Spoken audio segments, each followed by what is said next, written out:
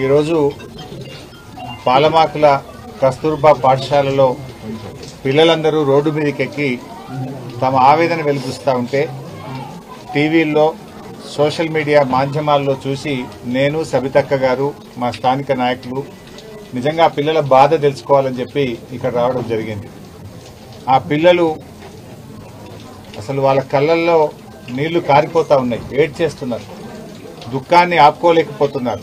పిల్లలు భయంతో వణికిపోతా ఉన్నారు.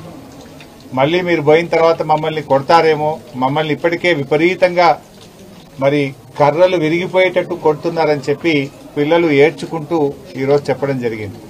అంటే ఈరోజు నిజంగా ఆ పిల్లల పరిస్థితి చూస్తుంటే మాకు కూడా కళ్ళల్లో నీళ్లు ఆగడం లేదు. అన్నంలో పురుగులు వస్తూ ఉన్నాయి, పప్పులో పురుగులు వస్తూ ఉన్నాయి, సాంబార్ నీళ్లు లాగా ఉన్నది. అసలు పురుగులు వస్తున్నాయి సార్ అంటే పురుగులు తీసేసి తినండి అని మమ్మల్ని కొడతా ఉన్నారని ఆ పిల్లలు తమ బాధను వెలిబుచ్చుతా ఉన్నారు. పాఠాలు సరిగా చెప్పడం లేదు, అందరూ గైడ్లు పెట్టుకొని పరీక్ష రాయమంటున్నారు. అటు విద్య లేదు, ఇటు భోజనము లేదు, కనీస సౌకర్యాలు కూడా లేవని చెప్పి పిల్లలు చాలా బాధపడతా ఉన్నారు. 6వ తరగతి పిల్లల్ని అడిగితే ఒక జత బట్టలు మాత్రమే ఇచ్చారు, ఇంకా 2వ జత బట్టలు రానే లేదు అని చెప్పి 6వ తరగతి పిల్లలు చెప్తా ఉన్నారు. బుక్స్ కూడా పార్ట్ 1 పార్ట్ 2లో ఒకరికి పార్ట్ 1 ఇచ్చి ఇంకొకరికి పార్ట్ 2 ఇచ్చి ఇద్దరు కలిపి చదువుకోండి అంటున్నారు. పూర్తిగా పుస్తకాలు కూడా పిల్లలకు అందినటువంటి పరిస్థితి లేదు. బట్టలు రావు, పుస్తకాలు రావు, కడుపు నిండా భోజనం పెట్టే పరిస్థితి లేదు. ఇలా గతంలో కేసీఆర్ గారు సన్న బియ్యంతో కడుపు నిండా అన్నం పెడితే ఇలా గొడ్డు కారం పెడుతున్నారు. మీరు ప్రతిరోజు కోడిగుడ్డు ఇచ్చే మెనూను పెడితే వారంకు 2 రోజులు మాత్రమే కోడిగుడ్లు ఇస్తున్నారు. అది కూడా ఆ కోడిగుడ్డు కూడా నీళ్లు వాసన వస్తుంది, మేము తినలేకపోతున్నాము అని చెప్పి పిల్లలు చాలా బాధపడుతున్నటువంటి పరిస్థితి ఉంది. అంటే ఈ ప్రభుత్వం వచ్చిన తర్వాత గురుకులాలను, ముఖ్యంగా కస్తూర్బా పాఠశాలల్ని, ఎస్సీ ఎస్టీ బీసీ మైనార్టీ పాఠశాలల్ని నిర్లక్ష్యం చేస్తా ఉన్నారు. ఇవాళ మనం రోజు పత్రికల్లో చదువుతా ఉన్నాం, చాలా చోట్ల కూడా విష ఆహారం తిని పిల్లలు ఆసుపత్రుల పాలవుతున్నారు. దాదాపు 500 మంది పిల్లలు ఈ రెసిడెన్షియల్ స్కూళ్లలో చదివే పిల్లలు ఆసుపత్రుల పాలయ్యారు. 38 మంది పిల్లలు ఇప్పటి వరకు రాష్ట్రంలో చనిపోయినారు. ఒకవైపు పాము కాట్లు, ఇంకొక వైపు ఎలుకలు కొరుకుతా ఉన్నాయి. అయినా ఈ ప్రభుత్వం మొద్దు నిద్రపోతా ఉంది. అసలు పిల్లల్ని ఎలుకలు కొరుకుతా. రామాయణ ఎస్సీ గురుకుల పాఠశాలలో 11 మంది పిల్లల్ని ఎలుకలు కొరుకు ఆసుపత్రి పాలైనారు. నిన్నగాక ఉన్న నల్లగొండ బీసీ గురుకులంలో ఎలుకలు కొరికితే 13 మంది పిల్లలు ఆసుపత్రుల పాలైపోయినారు. పాములు గరిచి పిల్లలు చనిపోతున్నారు, ఎలుకలు గొరిచికి ఆసుపత్రుల పాలవుతున్నారు, విషాహారం తిని ఆసుపత్రుల పాలవుతున్నారు. ఒకప్పుడు తెలంగాణ గురుకులాలంటే దేశానికి ఆదర్శంగా ఉండే కేసీఆర్ గారి హయాంలో చదివితే మా పిల్లలు గురుకులాల్లో చదవాలని చెప్పి తల్లిదండ్రులు కలగనేవారు. కానీ ఇవాళ తల్లిదండ్రులు కూడా ఇక్కడికి వచ్చి సబితక్కకు నాకు చెప్పి కళ్ళలో నీళ్లు పెట్టుకుంటున్నారు.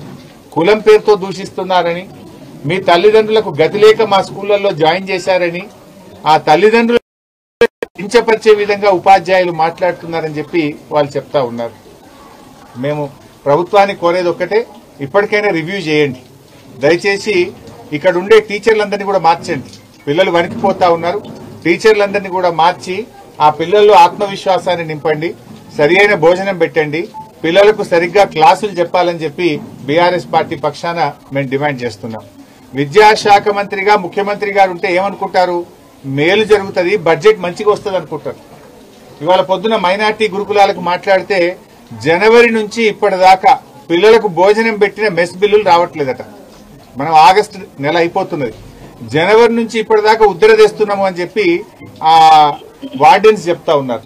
నిన్న పాలమాకుల స్కూల్ కూడా ఎవరో ఒక టీచర్ అనుకుంటా టీవీ మీడియాలో చూశాను నేను, మేము ఎక్కడి నుంచి తెచ్చి పెట్టాలి, మేము అప్పులు తెచ్చి ఏదో పెడుతున్నాం, ఉన్నది తినండి అని చెప్పి ఆ టీచర్ పిల్లల్ని దబాయిస్తా ఉన్నది. మరి ఆడికి వెళ్లే వాళ్ళ పిల్లలు టీచర్లు కూడా నిజంగా ప్రభుత్వం నెల నెల పిల్లలకు ఇవ్వాల్సినటువంటి డబ్బులు విడుదల చేయాలి కదా. ప్రభుత్వం డబ్బులు ఇవ్వకపోతే టీచర్లు ఉద్దర తెస్తున్నారు. ఉద్దర తెచ్చినప్పుడు క్వాలిటీ సరుకు రావడం లేదు. ఇవాళ బీసీ గురుకులాల్లో, మైనార్టీ గురుకులాల్లో, సోషల్ వెల్ఫేర్ గురుకులాల్లో, కస్తూర్బా పాఠశాలల్లో 5-6 నెలల నుంచి కాస్మోటిక్ ఛార్జెస్ రావట్లేదు, మెస్ ఛార్జీలు రిలీజ్ కావడం లేదు, కరెంటు బిల్లులు విడుదల కావడం లేదు. ఇలా ఆందోళనకరమైనటువంటి పరిస్థితులు రాష్ట్రంలో ఉన్నాయి. ఇప్పటికైనా ముఖ్యమంత్రి గారు మొద్దు నిద్రలు ఇవ్వండి, కళ్ళు తెరవండి, వీటి మీద రివ్యూ చేయండి. దయచేసి పిల్లలకు మంచి భోజనం అందే విధంగా, మంచి విద్య అందే విధంగా, బట్టలు అందే విధంగా, పెండింగ్ బిల్లులు క్లియర్ చేసే విధంగా తక్షణమే చర్యలు తీసుకోవాలని చెప్పి ఈ రోజు మేము డిమాండ్ చేస్తా ఉన్నాం. ఇదేం పద్ధతి నాకు అర్థం కాదు. సన్న బియ్యం అన్నారు, సన్న బియ్యం కాదు కదా. పిల్లలు ఏ క్లాస్ లో పోయి అడిగినా పురుగులు వస్తున్నాయి సార్, మేము అన్నం తినలేకపోతున్నాము అని పిల్లలు బాధపడతా ఉన్నారు. రివ్యూ చేయండి, మంచి నాణ్యమైన బియ్యం ఇవ్వండి, కడుపు నిండా భోజనం పెట్టాలని. దయచేసి పాలమాకుల ఈ కస్తూర్బా పాఠశాల మీద తక్షణమే ప్రభుత్వం స్పందించి చర్యలు తీసుకోవాలని. ఉపాధ్యాయులను బదిలీ చేయకపోతే పిల్లలు భయపడతా ఉన్నారు. మేము మా ఫోన్ నంబర్లు కూడా ఇచ్చాం, సవితక్క నంబర్ కూడా ఇచ్చాం. ఆడపిల్లలు పాపం వాళ్ళు 10th క్లాస్ స్టూడెంట్స్ కూడా విపరీతంగా కొడుతున్నారట, తల్లిదండ్రులకు చెప్పొద్దని కూడా బెదిరిస్తున్నారట. ఇది మంచి పద్ధతి కాదు, మార్చుకోవాలని. ప్రభుత్వం రివ్యూ చేయకపోవడం వల్ల, కలెక్టర్లు పట్టించుకోకపోవడం వల్ల ఈ రకమైన పరిస్థితి వచ్చింది. రాష్ట్ర వ్యాప్తంగా తక్షణమే రివ్యూ చేసి అన్ని హాస్టళ్లలో ఉండే సమస్యలు పరిష్కరించాలని, కడుపు నిండా పిల్లలకు భోజనం పెట్టాలని చెప్పి మేము కోరుతా ఉన్నాం. అసెంబ్లీలో ఈ విషయాన్ని ప్రస్తావిస్తాం. తప్పకుండా. లాస్ట్ టైమే సబితక్క మాట్లాడింది విద్య మీద. మొన్న బడ్జెట్ పాస్ అయ్యేటప్పుడు సబితక్క ప్రశ్నలు వేస్తే ఒక్క ప్రశ్నకు సమాధానం చెప్పకుండా దాటవేసి కనీసం ప్రశ్నకు కూడా అసెంబ్లీలో సమాధానం చెప్పలేదు. అంటే మొద్దు నిద్రపోతుంది ఈ ప్రభుత్వం. అసలు ఈ ప్రభుత్వానికి చీమ కుట్టినట్లేదు. సిగ్గుపడాలి రేవంత్ రెడ్డి. ఆడపిల్లలు 2 కిలోమీటర్లు నడిచి జాతీయ రహదారి మీద ధర్నా చేస్తే ఈ ప్రభుత్వం నుంచి ఇప్పటిదాకా స్పందన లేదు. సిగ్గుపడాలి మీరు. ఇలా పేద పిల్లలు, దళిత పిల్లలు, గిరిజన పిల్లలు రోడ్డెక్కి గంటల తరబడి ధర్నా చేసే పరిస్థితి. ఆడపిల్లలు రోడ్డెక్కి ధర్నా చేస్తే ఈ ప్రభుత్వం ఉన్నట్టా లేనట్టా? ఈ ప్రభుత్వాన్ని చీమ కుట్టినట్టు కూడా అయితే లేదు. అండ్ ఇది మొదటిసారి కాదు.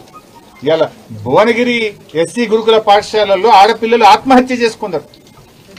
అక్కడ చెప్పలేని నోట్తో అలాంటి సంఘటనలు జరిగితే ఆడపిల్లలు ఆత్మహత్య చేసుకున్నారు భువనగిరి దళిత గురుకుల పాఠశాలల్లో.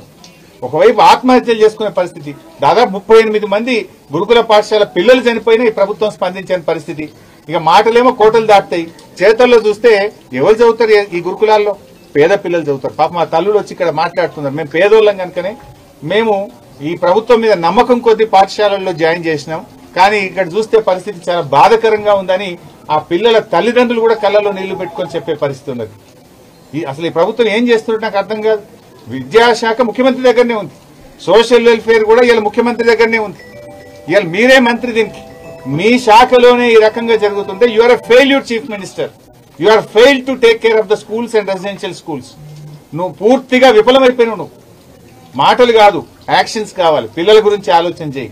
ఎంతసేపు ప్రతిపక్ష ఎమ్మెల్యేలు ఎట్లా గుంజుకుందాం, ప్రతిపక్షాల గొంతు ఎట్లా నొక్కుదాం, ప్రతిపక్షాలను ఎట్లా ఇబ్బంది పెడతామని ఆలోచన చేస్తున్నావు. పాలన వదిలిపెట్టినావు, నేల విడిచి సాయం చేస్తున్నావు.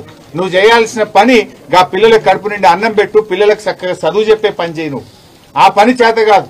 మాట్లాడిన వాళ్ళ మీద కక్ష సాధింపుడు, అక్రమంగా పోలీస్ కేసులు పెట్టుడు, మమ్మల్ని ఇబ్బంది పెట్టే పని చేస్తున్నావు. పాలన గాలికి వదిలేసినావు. నువ్వు ఆ పిల్లల్ని చూసైనా కనీసం కళ్ళు తెరువు. ఇప్పటికైనా సోయి తెచ్చుకొని రాష్ట్ర వ్యాప్తంగా ఉండే గురుకులాలన్నింటినీ పైన తక్షణమే చర్యలు తీసుకోవాలని చెప్పి మేము డిమాండ్ చేస్తున్నాం.